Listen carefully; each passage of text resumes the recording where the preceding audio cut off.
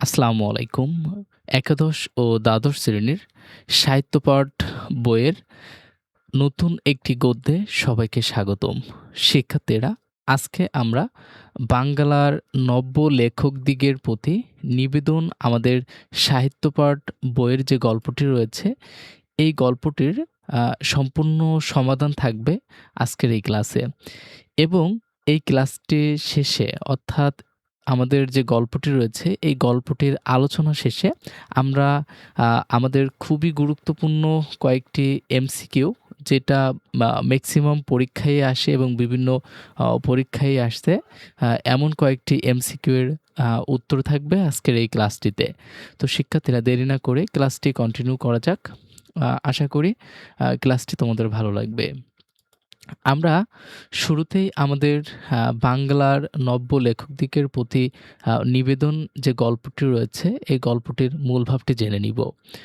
বঙ্কিমচন্দ্র চট্টোপাধ্যায় এই লেখায় নতুন লেখকদের জন্য মূল্যবান কিছু পরামর্শ দিয়েছেন।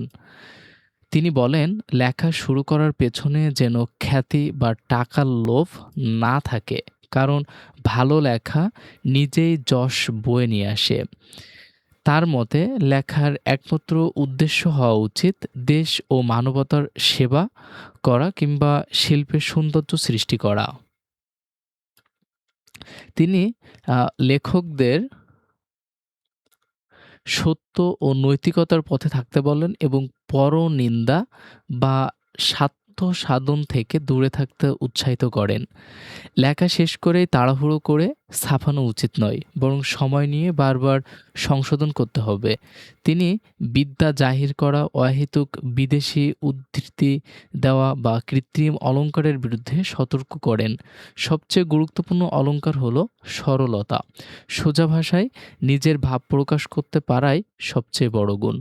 অন্যের অনুকরণ না করে নিজের স্বকীয়তা বজায় রাখতে হবে এবং দায়িত্বশীল হয়ে কোনো কথা প্রমাণ ছাড়া লেখা যাবে না। সামগ্রিকভাবে বঙ্কিমচন্দ্র মূল বক্তব্য হলো সততা, দায়িত্ববোধ ও শৈল্পিক নিষ্ঠাই একজন লেখকের প্রকৃত মর্যাদার আসনে পৌঁছে দেবে। অর্থাৎ শিক্ষার্থীরা, আমাদের এই যে নব্য লেখকদিগের প্রতি নিবেদন, অর্থাৎ আমাদের বাংলাতে নতুন যে লেখকগুলো, নব্য মানে নতুন, যে নতুন যারা লিখতে চায় তাদের প্রতি বঙ্কিমচন্দ্র চট্টোপাধ্যায় তিনি একটি পরামর্শ দিয়েছেন যে আমরা আমাদের নিজের খ্যাতি অর্জনের জন্য বা যশ অর্জনের জন্য আমরা তাড়াহুড়া করে কোনো কিছু না ছাপিয়ে ফেলি। তিনি যে পরামর্শগুলো দিয়েছেন সেই পরামর্শগুলোই থাকবে আজকের তার যে গল্পটি রয়েছে এই গল্পটির মূল বিষয়। আমরা এখন যে মূল বিষয়গুলো বলেছে সেগুলো আমরা জেনে নিব। যশ বা খ্যাতির জন্য লিখবেন না, তাহলে যশও পাবেন না, লেখাও ভালো হবে না। লেখা ভালো হলে যশ নিজে থেকেই আসবে। যশ মানে খ্যাতি। টাকার জন্য লিখবেন না। ইউরোপে এখন অনেক লোক টাকার জন্যই লেখে এবং টাকা পায়। লেখাও ভালো হয়। কিন্তু আমাদের দেশে এখনো সেই অবস্থা আসেনি। এখন শুধু অর্থের উদ্দেশ্য লিখলে শুধু পাঠকপ্রিয় হওয়ার চেষ্টা প্রবল হয়ে পড়ে। আমাদের দেশের সাধারণ পাঠকদের রুচি ও শিক্ষার স্তর বিবেচনা করে যদি শুধু তাদের খুশি করার চেষ্টা করা হয়, তাহলে রচনার বিকৃত ও ক্ষতিকর হয়ে উঠবে। তৃতীয়ত, তিনি ৩ নম্বর যে পরামর্শটি দিয়েছেন, যদি মনে করেন যে লিখে দেশের বা মানুষের কোনো মঙ্গল করতে পারবেন আ অথবা কিছু সুন্দর সৃষ্টি করতে পারেন, তবেই লিখুন। যারা অন্য উদ্দেশ্য লেখেন তাদের যাত্রাওয়ালা ইত্যাদি নিচু স্তরের ব্যবসায়ীদের সঙ্গে তুলনা করা হয়েছে। অর্থাৎ যাত্রাওয়ালা বলতে যারা যাত্রা করে, বিভিন্ন নর্তকী বা বিভিন্ন প্রোগ্রাম করে, অনুষ্ঠান করে, তাদের সাথেই তুলনা করা হয়েছে লেখকদেরকে। যা অসত্য বা ধর্মবিরুদ্ধ, পরনিন্দা এবং অপরকে কষ্ট দেওয়া বা শুধু নিজের স্বার্থসিদ্ধি যার উদ্দেশ্য, এ ধরনের রচনা কখনো ভালো ফল দেয় না, তাই একেবারেই বর্জনীয়। সত্য ও ধর্মেই সাহিত্যের উদ্দেশ্য হওয়া উচিত, অন্য কোনো উদ্দেশ্য লেখালেখি করা মহাপাপ। তিনি ৫ নম্বর যে পরামর্শটি দিয়েছেন, সেটা হলো যা লিখবেন তা হঠাৎ ছাপাবেন না। কিছুদিন রেখে দেবেন, কিছুদিন পর সেটা সংশোধন করবেন। তাহলে দেখবেন লেখায় অনেক ত্রুটি আছে। কবিতা, নাটক, উপন্যাস ১-২ বছর রেখে দিয়ে তারপর সংশোধন করলে বিশেষ উন্নতি হয়। যারা পত্রিকা বা সাময়িকীর জন্য নিয়মিত লিখতে বাধ্য তাদের পক্ষে এই নিয়ম মানা সম্ভব হয় না। তাই সাময়িক সাহিত্য লেখকের উন্নতির পথে বাধা হয়ে দাঁড়ায়। ৬ নম্বর যে পরামর্শটি তিনি দিয়েছেন, যে বিষয়ে কারোর জ্ঞান বা অধিকার নেই সে বিষয়ে তার হস্তক্ষেপ করা উচিত নয়। এটি খুব সরল কথা, কিন্তু সাময়িক সাহিত্য এই নিয়ম মানা হয় না। তিনি ৭ নম্বর যে পরামর্শটি দিয়েছেন, নিজের বিদ্যা জাহির করার চেষ্টা করবেন না। বিদ্যা থাকলে সেটা আপনা থেকেই প্রকাশ পাবে। চেষ্টা করতে হবে না। বিদ্যা দেখানোর চেষ্টা পাঠকের খুবই বিরক্তকর এবং লেখার সৌন্দর্য ও বিশেষ ক্ষতি করে। আজকাল প্রবন্ধে ইংরেজি, সংস্কৃতি, ফার্সি, জার্মানি উদ্ধৃত বিদেশি শব্দই বেশি দেখা যায়। আপনি যে ভাষা জানেন না, অন্যের বইয়ের সাহায্যে সেই ভাষা থেকে কখনোই উদ্ধৃতি দেবেন না। ৮ নম্বর যে পরামর্শটি দিয়েছেন, শিক্ষার্থীরা তোমরাও যারা লেখক হতে চাও, যাদের প্রিয় লেখালেখি করা, তারা কমেন্টে জানায়ও। আর এটা কিন্তু তোমাদের জন্য খুবই গুরুত্বপূর্ণ যে তিনি যারা নতুন করে লিখতে চান, বঙ্কিমচন্দ্র চট্টোপাধ্যায় তাদেরকে বিভিন্ন পরামর্শ দিয়েছেন। এই যে গদ্যটি আমাদের রয়েছে, এই গদ্যটির মূল বিষয়টি হচ্ছে এটাই, এই পরামর্শগুলোই।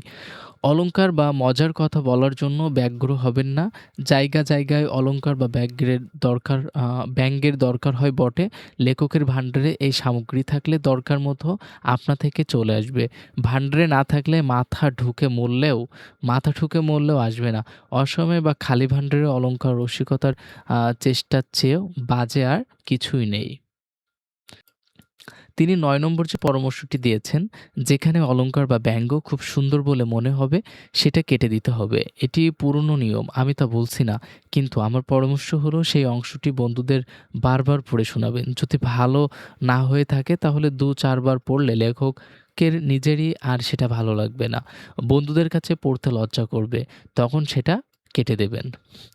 ১০ নম্বর তিনি যে পরামর্শটি দিয়েছেন, সব অলংকারের মধ্যে শ্রেষ্ঠ অলংকার হলো সরলতা। তো এটা কিন্তু তোমাদের এমসিকিউর জন্য খুবই গুরুত্বপূর্ণ যে সব অলংকারের মধ্যে শ্রেষ্ঠ অলংকার কোনটি?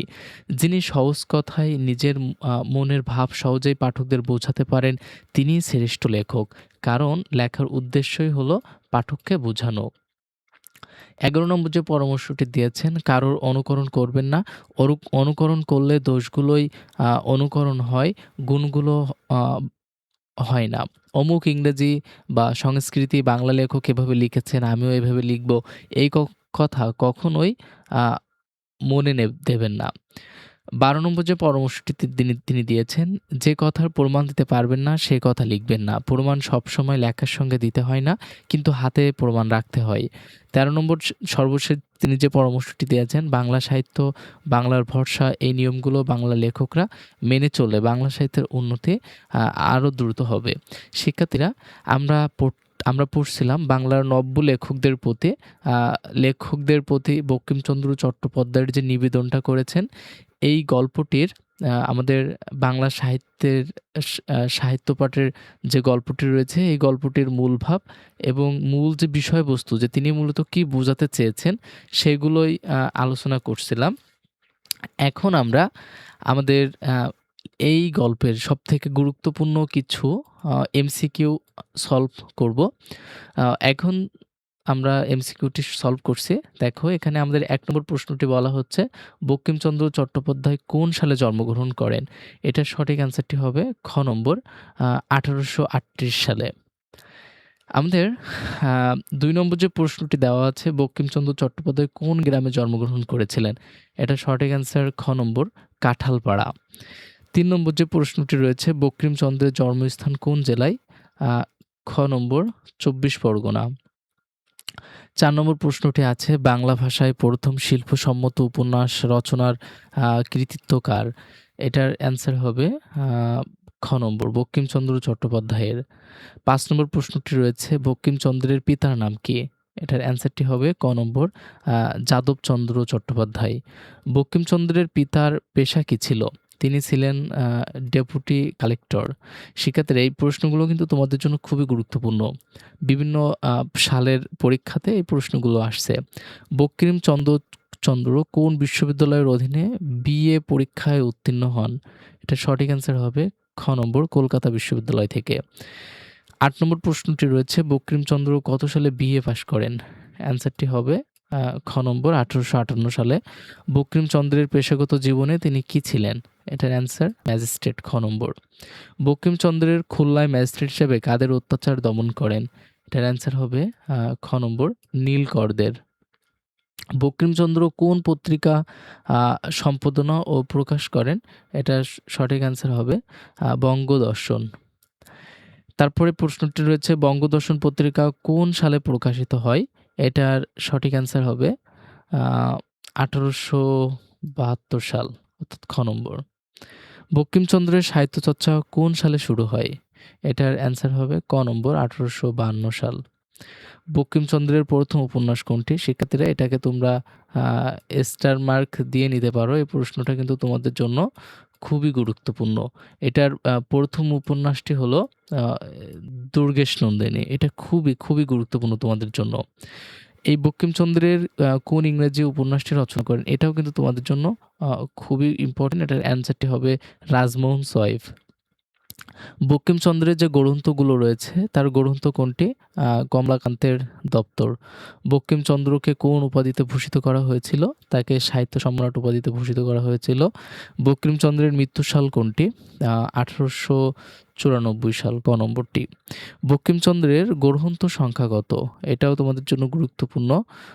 ৩৪ নম্বর। বঙ্কিমচন্দ্রের প্রবন্ধ গ্রন্থ কোনটি? এটার অ্যান্সার ক নম্বর বিজ্ঞান রহস্য। বঙ্কিমচন্দ্রের প্রথম প্রকাশিত রচনা কোথায় প্রকাশিত হয়? এটার সম্পদ প্রভাকরে। বঙ্কিমচন্দ্রের কোন সালে প্রথম কবিতা প্রকাশ করেন? অ্যান্সারটি হবে ১৮৫২ সালে। বঙ্কিমচন্দ্রের মৃত্যু স্থানটি কোথায়? এটার অ্যান্সারটি হবে কলকাতায়।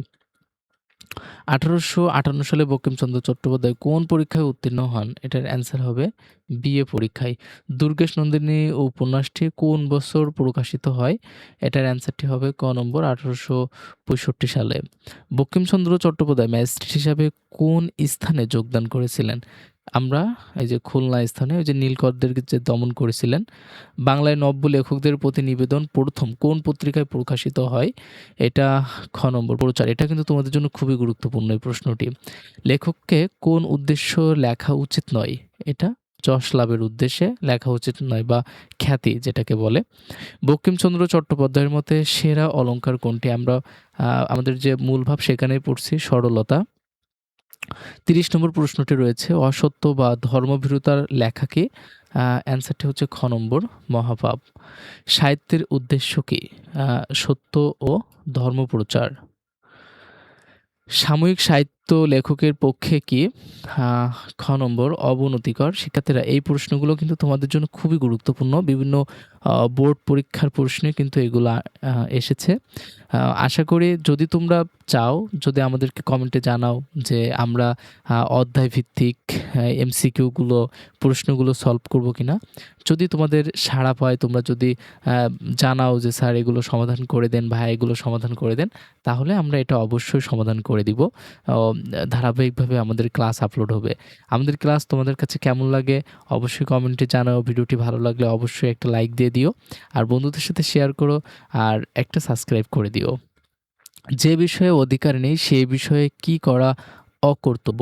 এটার অ্যান্সার হচ্ছে ক নম্বরটি লেখা। যে ভাষা জানা নেই তা থেকে উদ্ধৃতি দেওয়া কি? এটা হচ্ছে কদাচ কর্তব্য নয়, অর্থাৎ খ নম্বরটি অ্যান্সার। ৩৫ নম্বর যে প্রশ্নটি রয়েছে সকল অলঙ্কারের শ্রেষ্ঠ অলঙ্কার কি? এটার অ্যান্সার হচ্ছে খ নম্বর সরলতা। শ্রেষ্ঠ লেখককে? ক নম্বরটি যিনি সোজা কথায় মনের ভাব সহজেই বোঝাতে পারেন। অনুকরণ করলে কি হয়? অ্যান্সারটি হচ্ছে খ নম্বর দোষগুলি অনুকৃত হয়, গুণগুলি হয় না।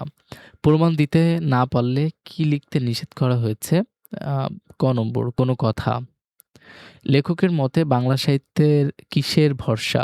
অ্যান্সারটি হবে খ বাংলার। লেখকের উদ্দেশ্য কি? পাঠককে বোঝানো। ক নম্বর। সাময়িক সাহিত্য কোন নিয়মে রক্ষা করা কঠিন? এটার অ্যান্সারটি হবে ক নম্বর, লেখা ফেলে রেখে সংশোধন করা।